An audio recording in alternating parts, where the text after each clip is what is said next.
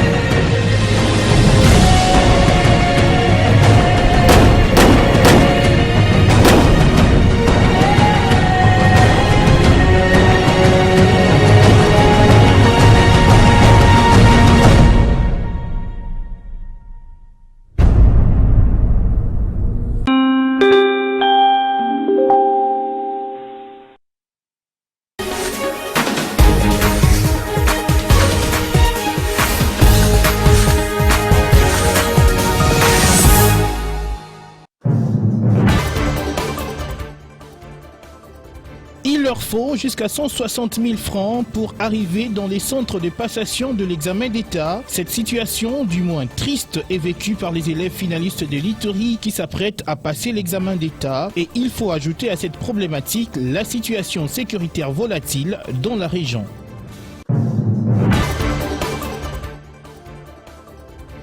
Allons-nous assister à la résurrection du grand hôtel de Kinshasa? Le gouvernement a fait le point sur le sujet lors du Conseil des ministres de vendredi. Le ministre du portefeuille, Jean-Lucien Boussa, a demandé pour cela une enveloppe de 6 000 $ américains.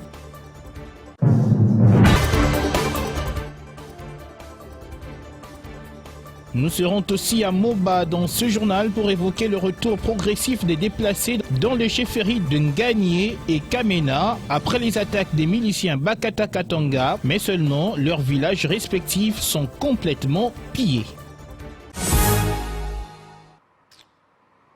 Bonsoir à tous, bienvenue dans cette édition du journal sur Digital Congo pour vous informer. Direction d'abord la province de l'Ituri où des finalistes déboursent jusqu'à 160 000 francs congolais pour se rendre au centre de passation de l'examen d'État. Certains doivent parcourir de longues distances, quittant Djougou pour Bunia ou encore Bunia pour Boga, un trajet coûteux et éprouvant qu'ils doivent effectuer à 2 reprises entre la quête du diplôme et les risques liés au déplacement, notamment la précarité de la situation sécuritaire.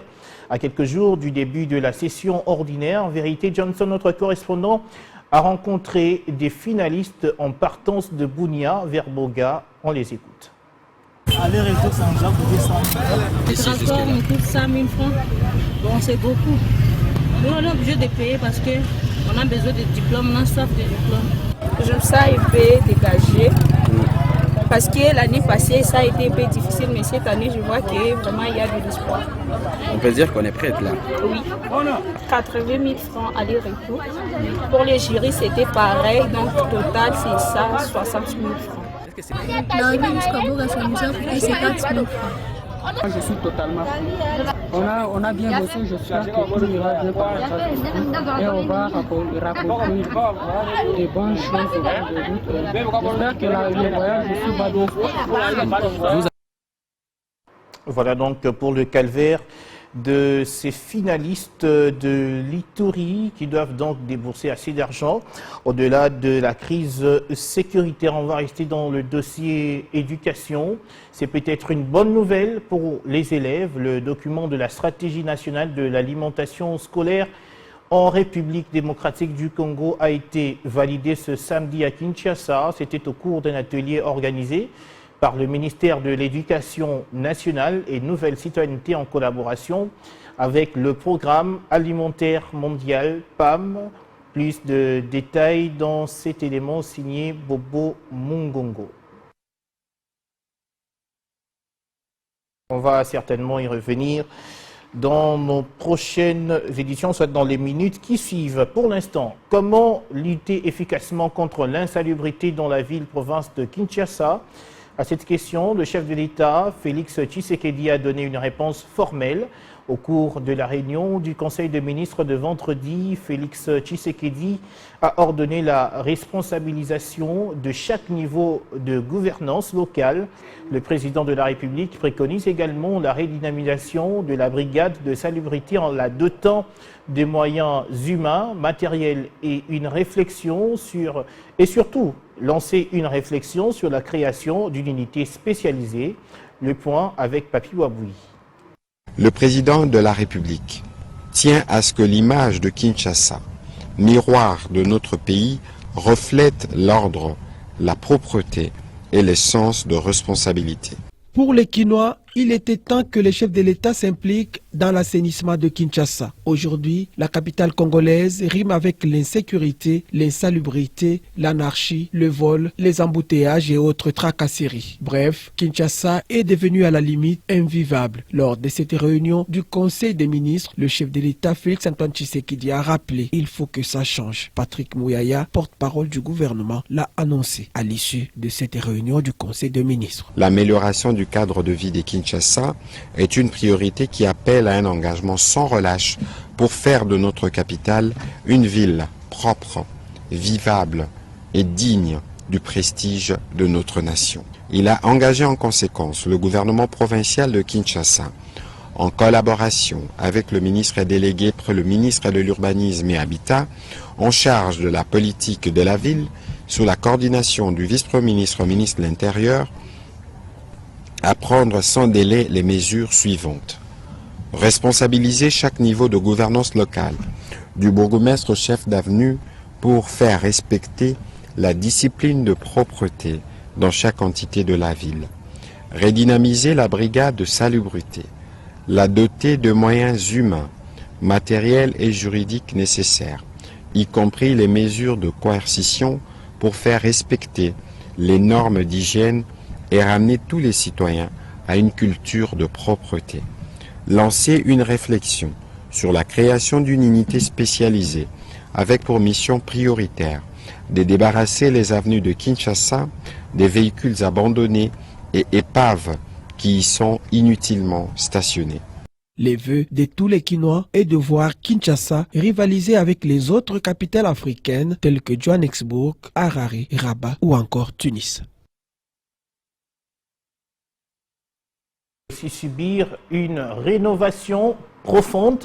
Le Grand Hôtel du Congo se fait de moins en moins parler de lui, mais il en était question au cours du Conseil des ministres de vendredi. Le ministre du Portefeuille a demandé au gouvernement de disponibiliser un montant de 6 millions de dollars américains pour la relance de la société Grand Hôtel du Congo. Suivez une fois de plus Patrick Mouyaya, ministre de la Communication et des Médias, porte-parole du gouvernement, dans cet extrait choisi par Tichik Sambi.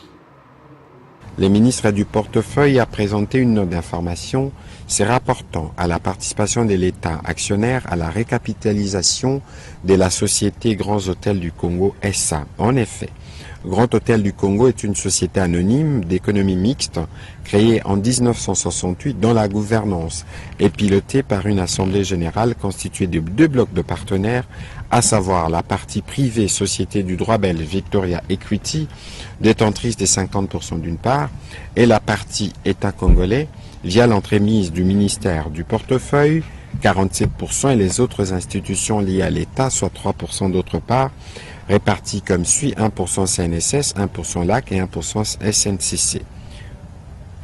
La société gère 2 actifs hôteliers historiques, le Cube, actuellement exploité sous l'enseigne Pullman, et la Tour, bien située avec un fort potentiel économique et touristique, mais largement inexploité depuis plusieurs années faute de financement. Ces besoins de financement ont été satisfaits grâce à un prêt actionnaire de 6 199 140 $. Cependant, faute de contribution, l'investisseur réclame la conversion de sa contribution en actions. La prise en compte dont l'Assemblée générale avait validé les principes bouleverserait les équilibres actionnariaux en faveur de l'État et diluerait les participations minoritaires. Compte tenu de l'importance de cette entreprise dans le développement du secteur touristique en RDC, de la valorisation à très court terme de ses actifs, ainsi que de la rentabilité attendue de son exploitation, en concertation avec le ministre des Finances, une demande de liquidation de 6 millions de dollars américains a été sollicitée en faveur de cette société d'économie mixte, car il en va de l'efficacité de la politique actionnariale de l'État, telle que prônée par le président de la République, chef de l'État. En septembre 2025, la société procédera à l'inauguration de la tour avec 387 chambres, ce qui, d'après les estimations, va doubler la valeur des actions. Et pour boucler le chapitre du Conseil des ministres, il faut dire que le gouvernement avait aussi mis sur la table la question du FRIVAO, entendez fonds de réparation et d'indemnisation des victimes des activités illicites de l'Ouganda en RDC. Son coordonnateur Chonsar Bolukola Osoni a été mis aux arrêts vendredi pour avoir facilité le détournement de plusieurs millions de dollars américains à travers la création de fausses victimes, non-respect d'un arrêt de la Cour pénale de justice ainsi que la violation du décret instituant la FRIVAO. Vous l'avez certainement appris. Le Conseil des ministres a à son tour décidé de déchoir le comité de gestion du FRIVAO après un audit systématique. Selon une source gouvernementale, nous allons certainement y revenir dans nos prochaines éditions. Et je vous le disais tantôt, c'est peut-être une bonne nouvelle pour les élèves. Le document de la stratégie nationale de l'alimentation scolaire en République démocratique du Congo a été validé ce samedi à Kinshasa. C'était au cours d'un atelier organisé par le ministère de l'Éducation nationale et Nouvelle Citoyenneté en collaboration avec le Programme alimentaire mondial. Suivez. Fruit des travaux conjoints entre experts de l'éducation nationale, du Programme alimentaire mondial et du secteur privé, les documents de la stratégie nationale de l'alimentation scolaire validés ce jour scellent l'engagement des parties prenantes, traçant ainsi la voie de la mise en œuvre de cette réforme majeure initiée par la ministre d'État Raissa Malou de l'Éducation nationale, conformément aux engagements politiques du chef de l'État Félix-Antoine Tshisekedi Tshilombo de faire de l'alimentation scolaire un levier stratégique pour améliorer la qualité de l'enseignement et renforcer la rétention scolaire en République démocratique du Congo. Conseillère de la ministre d'État à l'Éducation nationale, Tracy Ntumba a présenté avec brio l'économie de ces documents salués par le secrétaire général AI, Alexis Yoka, en ces termes.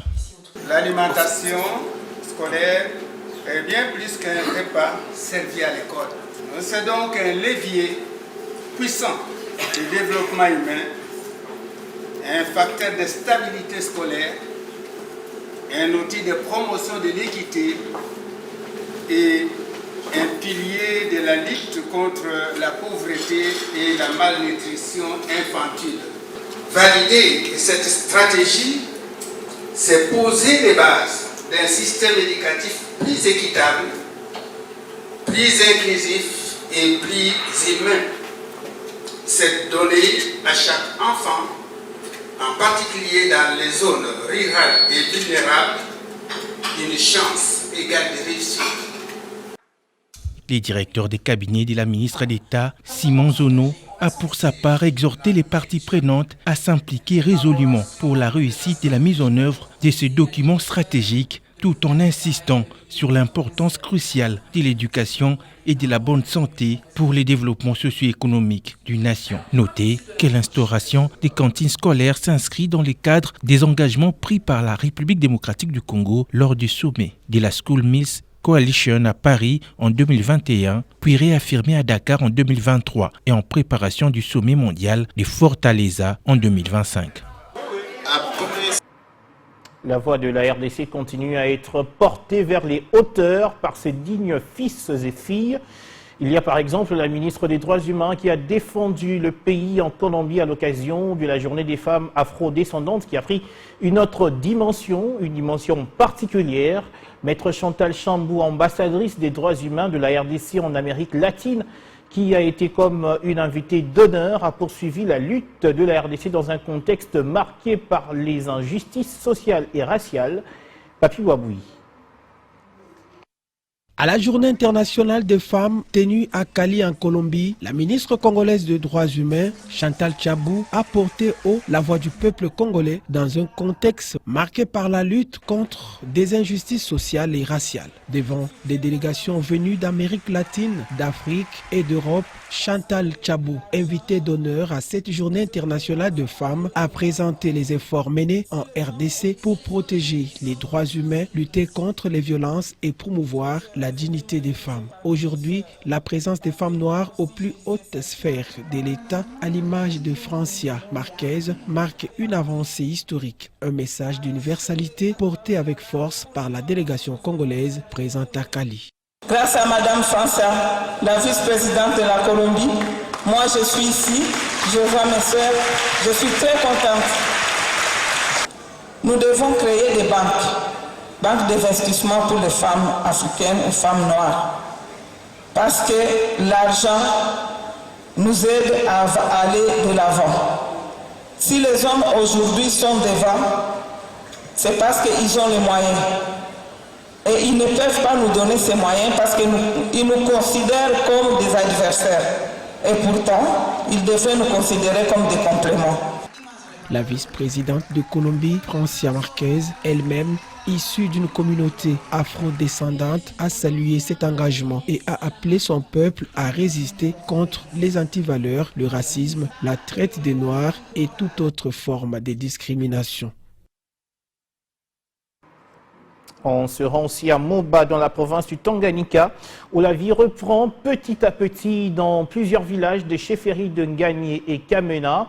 Ces populations qui avaient fui les attaques des miliciens Bakata Katanga et des Toa regagnent leur village entièrement pillé par ces miliciens. Dépourvus de tout, ils sollicitent l'aide du gouvernement. On en parle dans cet élément. Les populations des chefferies Nganye et Kamena dans le territoire de Moba qui avaient fui leur village suite aux attaques des miliciens Bakata Katanga et des Toa commencent à regagner leur foyer. Un retour à la maison rendu possible grâce au rétablissement de la paix assuré par le déploiement des FARDC dans la région. Les quelques villageois qui sont revenus témoignent.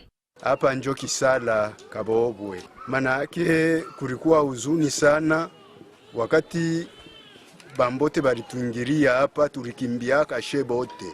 Ici, c'est le village Kisala Kabobwe. Nous avions fui les attaques de Bakata Katanga en brousse. Ces miliciens avaient tout volé. Nous avions fait recours aux policiers qui sont à Kasenga. C'est grâce à eux que la paix est revenue. Que l'État nous aide. Les miliciens nous ont tout volé. C'était au mois de mars 2025. Tutakuwa tunamiangalia busubuhi na magharibi. Na njoo pale usalama uliingia pa mugini. Ndio watu wako narudia polepole. Depuis que les militaires sont là, la paix revient. Et la population qui avait fui les atrocités commence à revenir. Au mois de mars et avril, il n'y avait plus personne ici au village. L'État peut nous réhabiliter la route.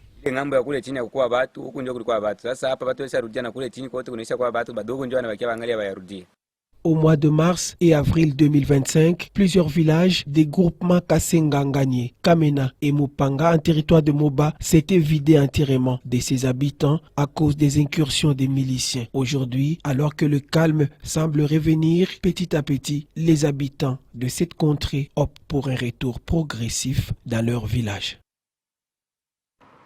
C'est pour la première fois qu'il arrive officiellement dans la ville de Kikwit depuis son élection à la tête de la province du Kwilu.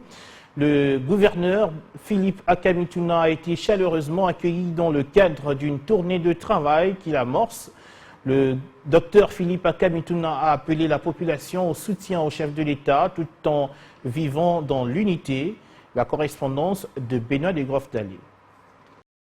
C'est dans une ambiance très électrique que le gouverneur de la province du Kwilu, docteur Philippe Akamituna Ndolo, accompagné de sa tendre et charmante épouse Marguerite Malekuta Akamituna, du vice-président de l'Assemblée provinciale du Kwilu, honorable Sergio Maseka, ainsi que de plusieurs ministres provinciaux, est entré dans la ville de Kikwit pour sa toute première visite à travers la province du Kwilu.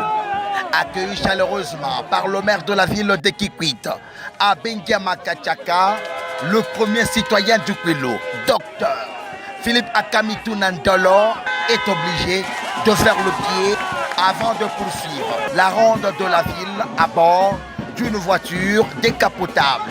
Son cortège est à plusieurs reprises bloqué par une foule enthousiaste, un soutien total au chef de l'État, Félix Antoine Tshisekedi Tshilombo. Au point de chute, la tribune du Kansinga, malgré une attente longue et chaleureuse, toute la population de Kikwit est là pour écouter l'homme engagé dans la lutte contre la pauvreté au Kwilu.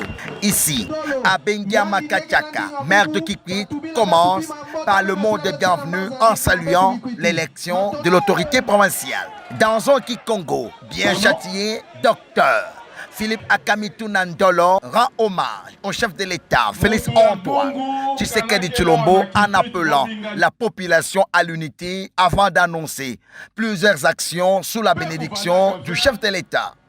J'ai remercié le président de la République, j'ai conscientisé la population pour l'amour de la province, j'ai mobilisé la population de Kikwit pour qu'elle contribue au développement de notre province. Notez que c'est sous une note de satisfaction que le gouverneur a quitté la tribune du Kansinga dans une belle ambiance avec sa population, fière de son message d'unité. Et on va terminer par cette nouvelle en dehors de nos frontières. Des centaines de Tunisiens ont manifesté ce vendredi dans la capitale Tunis à l'occasion de la fête de la République, marquant la 4e année de la suspension par le président Kais Saïed du Parlement et sa gouvernance par décret. Ces manifestants dénoncent la répression politique installée par le président Kais Saïed depuis la concentration autoritaire du pouvoir. Jean-Rufin Koubeloso. L'événement que beaucoup avaient perçu en 2021 comme une tentative de réforme politique est désormais vu comme le point de bascule vers une concentration autoritaire du pouvoir. Dans les centres de Tunis, les slogans ont résonné « Liberté pour tous les prisonniers politiques »,« Non à l'absolutisme ». Pouvoir au peuple. Les manifestants brandissaient le portrait des détenus politiques dont Rachid Nganouchi, leader du parti Ennahda, mais aussi de figures de tous bords politiques emprisonnées depuis la concentration de pouvoir du président Kais Saïed. Au cœur du rassemblement, Saïda Kremi, épouse de Noureddine Biri, ancien ministre et avocat emprisonné, fait comprendre que ce jour du 25 juillet est un coup d'État contre la Constitution et les institutions de l'État et contre tout ce que le peuple tunisien a construit. Ces peuples qui réclament la libération des prisonniers politiques, la libération de tous les détenus, avocats, juges et citoyens honorables qui remplissent les prisons. Les symboles de la cage installés sur l'avenue Bourguiba représentaient les libertés étouffées selon les manifestants. À l'intérieur, un homme brandissait le portrait d'Abdelhamid Gelassi, ancien militant aujourd'hui en prison. Pour le manifestant, ce 25 juillet devait être le jour de la fête nationale, mais c'est devenu un jour d'oppression. La révolution a été écrasée et tous les pouvoirs ont été saisis par un seul homme, quelles que soient ses capacités. Le pouvoir absolu corrompt, absolument tels sont les slogans de ces manifestants. Cette mobilisation survient dans un contexte de crise économique et d'impopularité croissante du chef de l'État. Le dernier rapport d'Amnesty International alerte sur la recrudescence des arrestations politiques, les musulmans de la presse et l'usage de lois floues pour faire taire la dissidence. C'est la fin de ce journal. Madame, Messieurs, merci à tous de nous avoir suivis. D'ici là, portez-vous bien.